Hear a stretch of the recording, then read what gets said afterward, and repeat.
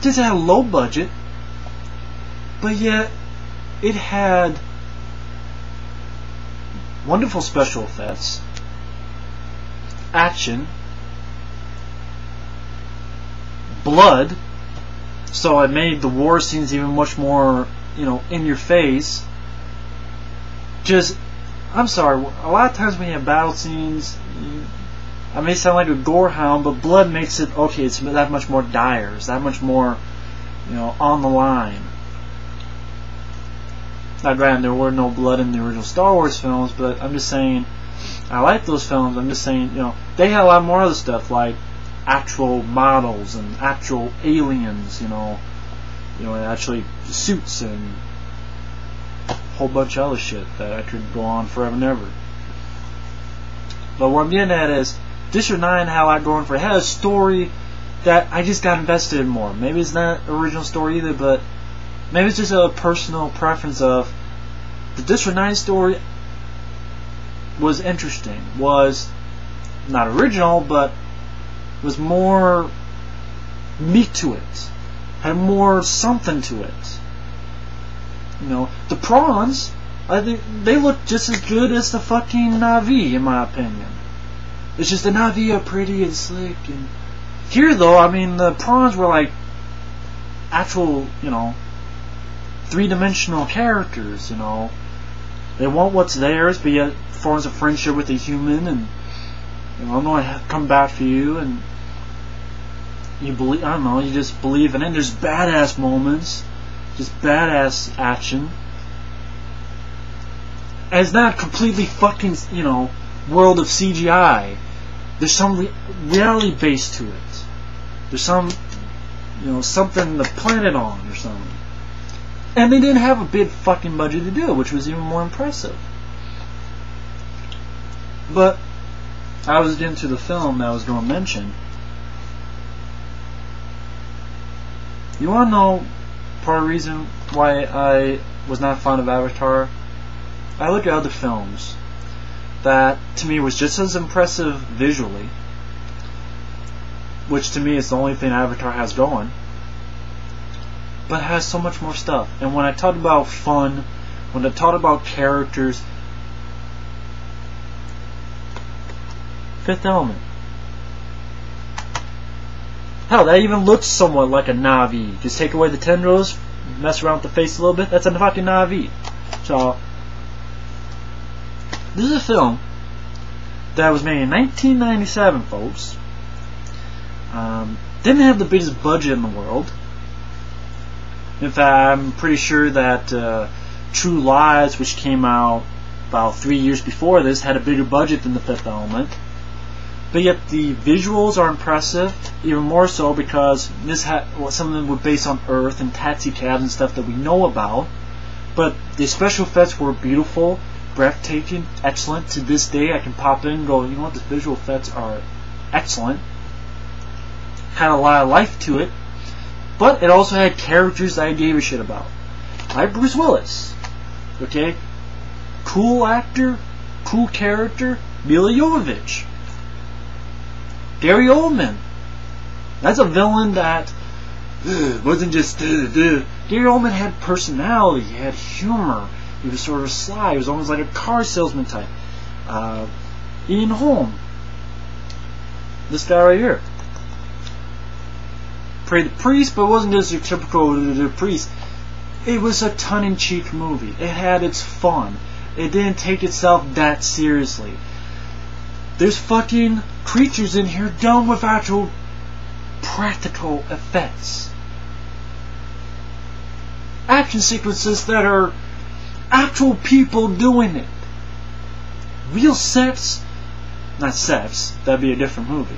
Now the Na'vi, like I know there's a deleted scene of Na'vi, and the guy having sex. Okay, that'd be different. Actual setting and location and shootouts and the actual human being, okay, yeah, maybe it's Bruce Willis or it's a stuntman. It's someone.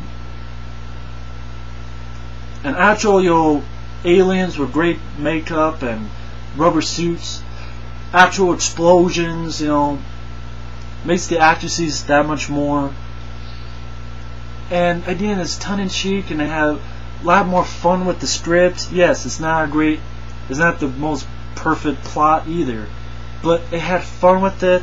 It did clever things. We're sending in someone to negotiate. Boom! Right between the eyes. Anyone else want to negotiate? That's what I'm talking about. Fun. Fun in a tongue-in-cheek way. I know it's hard for me to explain fun, but I look at this, I go, okay, I had fun with this movie. It had good humor, good action, great special effects, and for some reason this wasn't a big bona fide hit. Thankfully it was a big hit worldwide. But it cost about, I would say about 90 million. Made about 70, 80 million. And, you know, this is not perfect either. You know, Chris Studdard could be annoying at times and among other stuff. But I think this is 100 times better than Avatar. And guess what? 2 hours and 6 minutes. Now, it's a long movie, but it's not 2 hours and 40 minutes. So you didn't have to take 2 hours and 40 minutes to tell your basic fucking story. And it has a lot of good characters. Fun characters. As well as fun action. This is someone that's trying to be preachy and we don't tell a message and I don't give a fuck, James Cameron. And that's yet another thing. James Cameron, have you lofted your ball sack onto a mantle and, you know, did Linda Hamilton sneak in and smash it with a mallet? I mean, I was going to say, have you lost your balls, James Cameron? I remember when you used to make shit. I know he's not listening, but I'll do it anyway. You used to make shit that were kick-ass. Not the movie Kick-Ass that came out, but I mean The Terminator, Aliens, even True Lies, even The Abyss, which was not rated R, but had a certain thing to it.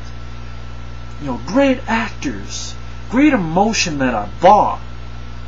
You know, the aliens looked great. And that was CGI that I believed in, you know, with the wall water pseudopod thing. Great visuals as well. But also a great story. And characters that I cared about. Villains that were not hammy. Michael Biehn was not hammy. He was good. Beautiful score by Alan Silvestri. Yet another thing about this movie, the score by James Horner is forgettable, and like many people have said, it rips off Aliens and other sort of pieces of music. Yet another thumbs down thing. But here, like the score, like James Horner's score for Aliens when he came up, maybe James Horner had to be pressured again to give us another kick-ass score. It's just, you look at intensity in The Abyss. That's the word I'm looking for.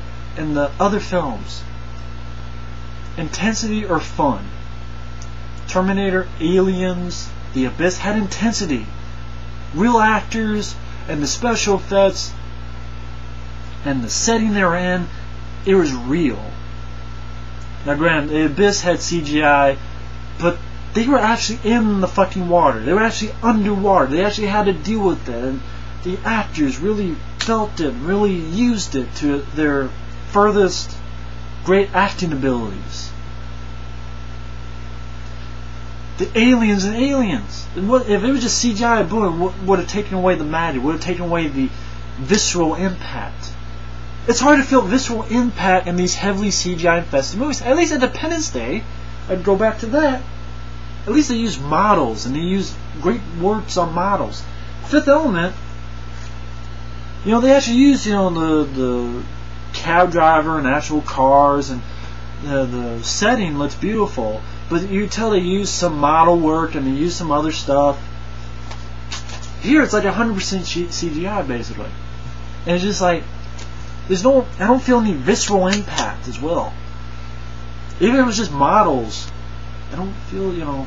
Maybe they use some models in the beginning of the ships, but it just, you know, that's a problem with the Matrix sequels, especially Revolutions, which is my least favorite because, you know, all this, you know, machines, da da da da da. Again, those machines look especially like the ones in Avatar. But again, this film was just fun. James Cameron, again, you lost your... You need... Obviously, you don't need to do anything because everybody loved Titanic, or at least it was his biggest hit. And then you have Avatar, which was a huge hit, so I guess you don't need to do a fucking thing. But honestly, James Cameron, that's 2 times in a row you fucking disappointed me. Titanic, I hate Titanic. I think Titanic is overrated. I don't buy a love story. 3 hours to watch a fucking boat sink. Sorry, that's all I got out of it. This though, again, 2 hours and 40 minutes to watch